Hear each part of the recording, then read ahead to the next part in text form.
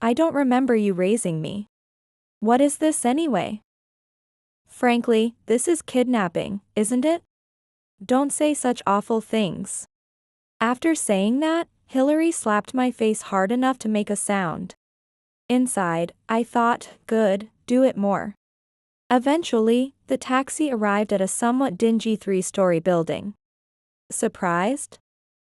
I'm a president's wife, married into wealth. You're still poor, right? So I thought I'd share some of that with you. Indeed, she was trying to use me. Eventually, my mother Diane and my father came to find me, and I firmly declared, no, this person is my only mother. She has been by my side, providing a warm home 3 times longer than the time you claim to have raised me. So what, you're saying you chose to live in poverty with this sick man willingly? As Hillary said this, my father burst into a big laugh. Hey, Hillary. I'll introduce you to a company with an annual revenue of $500 million and the family. What? My name is Sherry Miller. I'm 18 and will be starting college this spring. I've just finished my university entrance exams and am now enjoying my freedom from studying. Hey, time's almost up, isn't it? Dressed in an apron, my father Phil shouted from the stairs leading to my second-floor room. I know. I shouted back. Today is the day for university enrollment procedures. I've decided to attend a university in the neighboring state. So I have to attend a session about dorms and apartments offered by the school. Maybe I should go with you? It's fine, I can go alone. Really? My father looked a bit sad. Your mother wanted to go too. She has work, it can't be helped. Yes, we are a family of 3. What sets us apart from other families is that my mother works outside and earns well, while my father is a stay-at-home dad who takes care of the household. My father Phil is now 48. Diane, my mother, is 48 years younger. She and I are not blood related. But to me, she is the only mother I acknowledge. I will never acknowledge the woman who abandoned my sick father and a 3-year-old me to become some company president's mistress, my mother. I refuse to acknowledge her. The real mother abandoned us 15 years ago. Her name was Hillary. Even saying a mother regarding her angers me, so I always refer to her dismissively in my mind. Of course, I would never say such things in front of my father.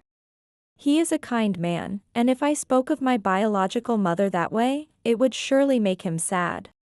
I don't want to see my father's sad face. I always want to see him smiling gently, as he does now with Diane and me. Hillary left us 15 years ago for 2 reasons. One was my father's illness. The other was an affair with the president of the company where she was working at the time. Back then, my father didn't have the strength to confront Hillary's affair. His illness was incurable, and at that time, his symptoms were particularly severe. Hearing this, Hillary yelled at him. Incurable? So you're saying it's a terminal illness?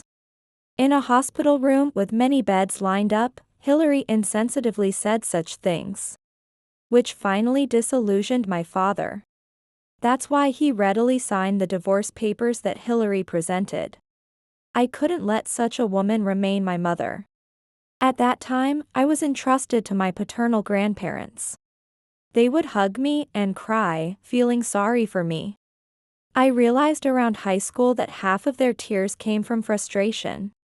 Now, they live a comfortable life in a distant paid elderly home. But back then, the atmosphere was always tense due to Hillary's treatment and my father's illness. My life changed drastically when Diane, my current mother, and my father met. His illness wasn't immediately life-threatening at the time, but he needed a long hospital stay. At that time, he had to be continuously administered medicine via 4. Now he lives a normal life, but back then, he was always accompanied by an 4 stand. That's when he met Diane, who was also hospitalized. My father was 33 years old then. Diane was 25. At that time, my father managed to keep working remotely to continue contributing to his company. The company wanted to keep him because he was a capable employee. However, the outlook was grim. That's when they met. Diane was also hospitalized due to stress and overwork. Transitioning to hospital life from a busy schedule, she was living depressive days. As they got to know each other and shared their situations, they concluded that they could manage them if they were together. The details of their relationship are naturally not something they would discuss with their daughter. Even for them, marriage wasn't immediately possible, especially for Diane. It seems the community welcomed the idea of an early marriage. However, it was not easy to gain their understanding when the partner was 8 years older and a divorced parent. From the start, Diane Miller was both kind and strict to me. She cared for me and disciplined me where necessary. After being discharged from the hospital, Diane frequently visited my father amidst her busy work schedule. Over the years, our relationship deepened, and after 5 years of being together, they managed to gain approval from those around them and got married. We have lived quietly and happily for 10 years since. Yet, there it was. Sherry. It's Sherry, right? A voice I didn't recognize stopped me as I was about to get my dormitory information after completing my university paperwork. It was Hillary. Hey, Sherry, do you remember me? I'm your mom. With those words, spoken in a coaxing tone, Hillary approached me. I was startled and almost ran away, not recognizing her. How could I recognize a woman I hadn't seen once since I was 3 years old? And who now claimed to be my mother? Who are you? I asked. Don't be so formal. Aren't I your mother? That's when I realized she was the person in the photos. My grandmother used to complain about why we still had that woman's photos around. It was unavoidable. All photos of me until I was 3 inevitably included her in close proximity. My father didn't want to throw away my photos, so he must have reluctantly kept those with her in them. I heard this compassionate reason from Diane. Unfortunately, I don't know you. What? Are you angry? Angry that I didn't visit?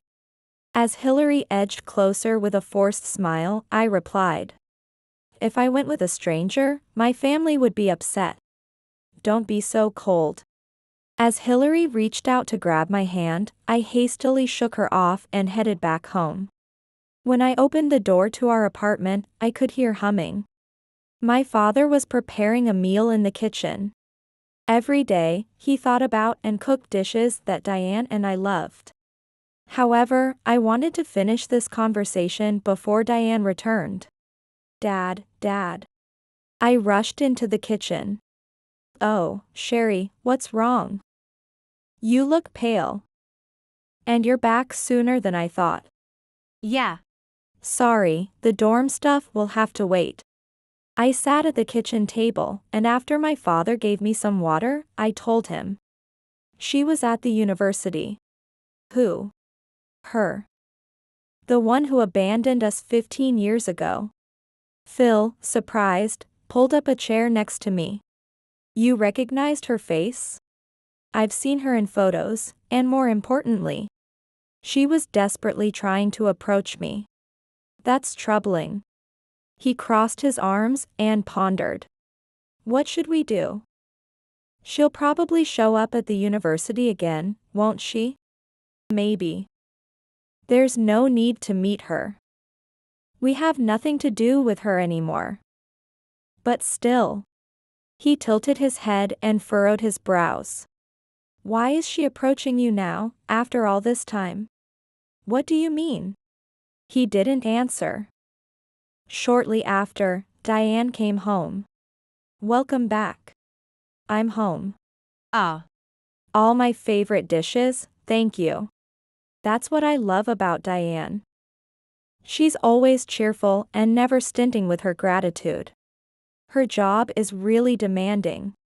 She leaves early in the morning and often returns late at night. Possibly busier than a typical father in other families. Whether it's because of that or out of consideration for me, Diane never tried to have another child. I once casually asked her about it, and she replied, "Actually, I'm just too busy to think about having another child. And as far as I'm concerned, Sherry, you are my only daughter." Still, I can't believe she never wanted another child with someone she loves. But including this aspect, I respect and am grateful for Diane. And I hope she continues to be happy. Luckily, she's still 40. She could still have one child. I think it would be better if they had another child after I go to college or move out. After all, we have a very skilled house husband at home. From that evening, my phone was inundated with calls from an unknown number. "Dad, this." Showing him the call history, my father hurriedly pulled out an old address book. It was probably a number not registered on his current phone. As he flipped through the book, he eventually sighed deeply with a look of disgust. "It's her, isn't it? How did she get your number?" "I don't know." "Has she not changed her number all this time?" "Seems like it." "Well, she was always one to avoid hassle." Diane, fresh out of the bath with her hair still wet, asked me what was wrong. "You look tense, are you okay?" Phil signaled with his eyes, asking what we should do. I nodded. "Mom, actually today, right in front of the university. My biological mother stormed up to meet me." "What? Are you okay? Did she do anything to you?" Diane immediately showed concern, dropping her towel. "I'm fine, she didn't do anything. But now I have to go back another day for the dorm and apartment introductions." "Oh dear. I wish I could have been there with you." Saying this, Diane sighed heavily. "You better go with her next time." "Yes, we'll take care of the dorm stuff then, too. Since there's a weekend in between, how about Monday?" "Yes," said Diane, pausing to think for a while. Phil, picking up the abandoned towel, dried her hair to prevent her from catching a cold, and even dried her hair with a hairdryer. Seeing them like this, I thought to myself, what a good couple they are. I always want our family to stay just like this. That's why it scares me to think what Hillary, who has just reappeared, might be planning. After spending the entire weekend at home, I decided to go back to the university with my father on Monday. We walked slowly to the station. The university is a few stations away from the nearest one. As we strolled leisurely side by side, talking about what the dorm might be like, or the cost if it were an apartment, suddenly, I felt my body lose balance. "Sherry!" My father shouted as I was grabbed by the arm and dragged into a taxi. "Driver, hurry up and go." I recognized the voice that jumped into my ears. It was Hillary. Through the window, I saw my father's panicked figure. But before he could open the door, the taxi started moving. "What are you doing?" Once I managed to steady myself, I shouted at the top of my lungs. "Because you keep ignoring my calls." Who answers calls from an unknown number nowadays? Exactly. That's why I had to come directly like this. As Hillary leaned in close, I flinched slightly. "Won't you come with me without saying anything?" "No." Such a stranger's manner. "Aren't I your mother?" I scoffed at her words. "What's with that attitude? Do you really think you are a mother to me?" I chose my words carefully and made sure even the taxi driver could hear them. "I gave birth to you, so you are my daughter. I don't remember you raising me. And what is this anyway? Frankly, this is kidnapping, isn't it? Don't say such awful things." After saying that, Hillary slapped my face hard enough to make a sound. Inside, I thought, good, do it more. Eventually, the taxi arrived at a somewhat dingy 3-story building. What is this place? This is our company, Hillary replied. Surprised? I'm a president's wife, married into wealth. You're still poor, right? So I thought I'd share some of my wealth with you. Indeed, she was trying to use me. She ushered me into the building and pushed me into a room right by the door, and locked me inside. I banged on the door, shouting, "What are you doing?" to Hillary outside. Just wait here for a bit, please. What in the world was this about? I took out my smartphone and immediately sent a message to my father saying, "I'm here." I sent a screenshot of my current location on the map. And pictures of the view from the room's window. Soon, a reply came. Just stay there, I'll figure something out. Of course, that had been my intention. Eventually, Hillary unlocked the door and took me out. Holding my arm, she led me upstairs to a room about midway down the 2nd floor. I could hear several people's voices inside. Hillary banged open the door. As expected, several people were inside, appearing to be in a meeting with a desk and whiteboard set up. What is this? We are in a meeting right now. A young man with glasses stood up and approached us. Hillary pulled me inside. It's not something, Ted. I was his wife, after all, I have a right to participate in meetings about the company's future. You weren't invited. That's no way to talk to your stepmother, is it? So, this glasses-wearing Ted is the president's son. But the whiteboard had a next management strategy or something written on it. And the president himself wasn't present, so, it means you're just Dad's second wife. And you were involved with him even when my mother was still around. What stepmother are you talking about? Exactly. Everything concerning the company after the president's passing was already discussed after the funeral. Hillary, what are you doing coming here all of a sudden? Oh, acting all high and mighty just because you used to be my boss. Then, for some reason, Hillary pushed me forward. Look, Ted. Your stepsister here is struggling with college fees. Couldn't you spare a little to help her out with her tuition? What? I was shocked. Was this why I was brought here? Tuition.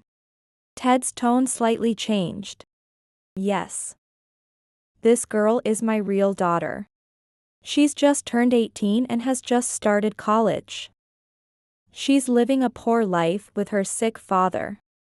Don't you think if you had any heart, you'd let me have a bit more of that inheritance? I looked at Ted's face. The confusion was evident.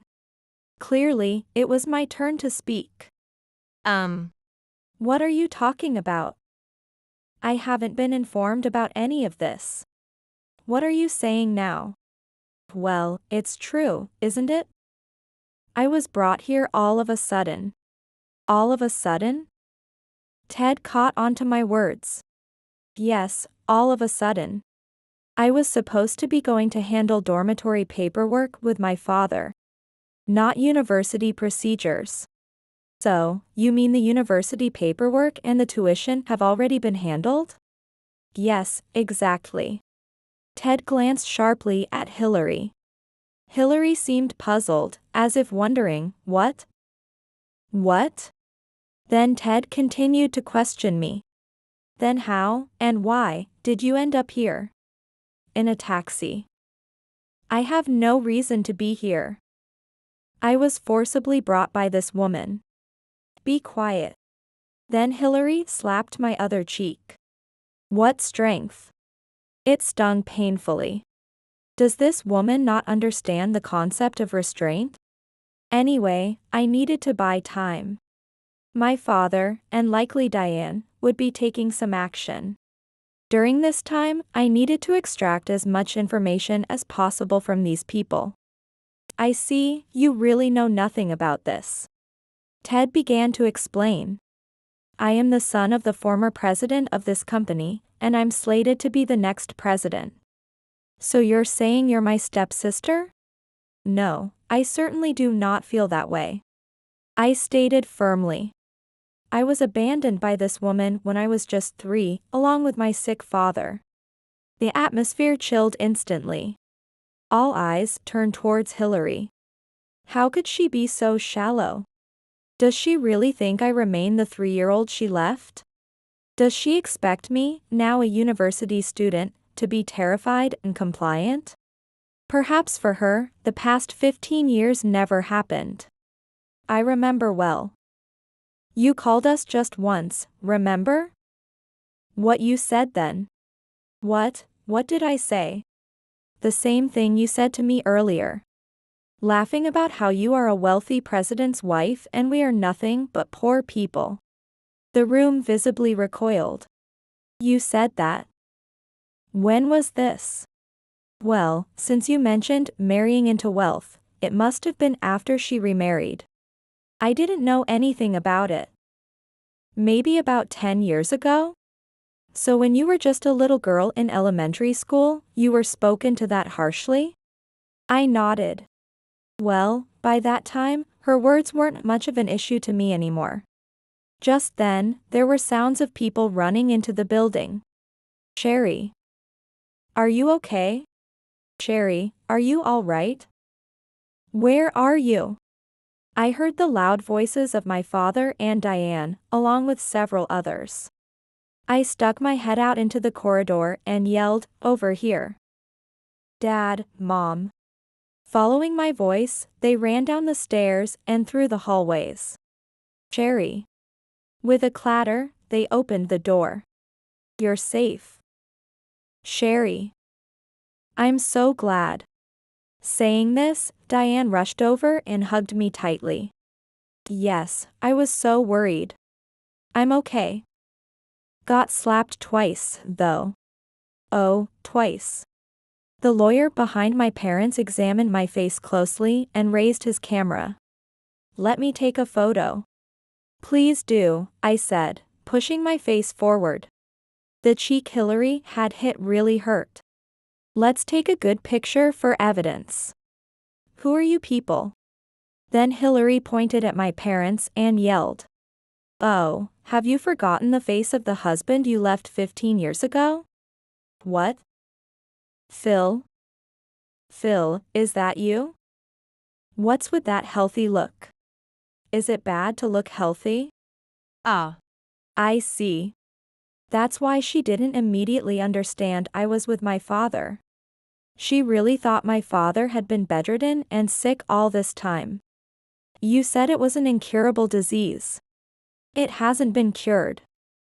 But just because it's not cured doesn't mean I can't live. Do you know what remission is? Remission? She apparently didn't know. Remission means that the symptoms are temporarily diminished or gone. There could be a chance of recovery, but also a high risk of relapse. So, it's not that he has recovered. He's always careful about his health, regularly takes several medications, and continues to visit the hospital. So, it's not untrue to say it's an incurable disease. Hillary snapped at Diane's comment. What about you? What about you? What are you doing to my daughter? Look at her cheeks. She's my daughter. I can do whatever I want with her. I couldn't stay silent at that. No, this woman here is my only mother. She has been by my side, providing a warm home 3 times longer than the time you claim to have raised me. So what, you choose to live in poverty with this sick man? At this, my father let out a big, hearty laugh. Hey, Hillary, I'll introduce you to a company with an annual revenue of $500 million. What? Well then, let me introduce myself properly, Hillary. I'm Diane Miller, his wife. I've heard about how you left a sick man and a 3-year-old Sherry to become another man's mistress. It seems you really are as unreasonable as the stories suggest. Then, Ted, intrigued by the conversation, chimed in. Now that's an interesting story. I'd love to hear more about it. By the way, Mrs. Miller, when you mentioned a company with $500 million in revenue, are you perhaps referring to TL Corporation? Yes, I believe we've had dealings with your company. Diane flashed a bright smile to everyone but Hillary. Yes, the busy woman who supports our family daily had been tasked with the company's presidency since her 20s. Originally, Diane met my father when she was overwhelmed by the sudden responsibilities thrust upon her. Her body and mind screaming out under the pressure, leading to her hospitalization. Born as the only daughter in the founding family, she lost her parents in an accident early on, taking over the presidency at just 25.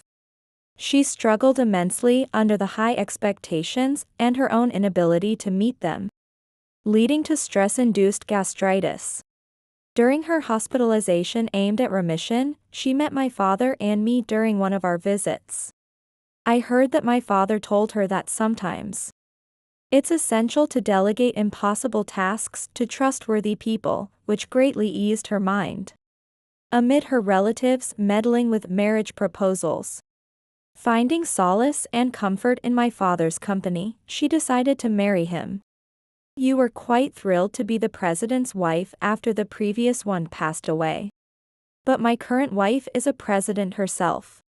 Exactly. Ted also said. TL Corporation handles all the specialized cleaning operations needed by our department. And this lady here is the president. Anyone slightly familiar with the economy would recognize her.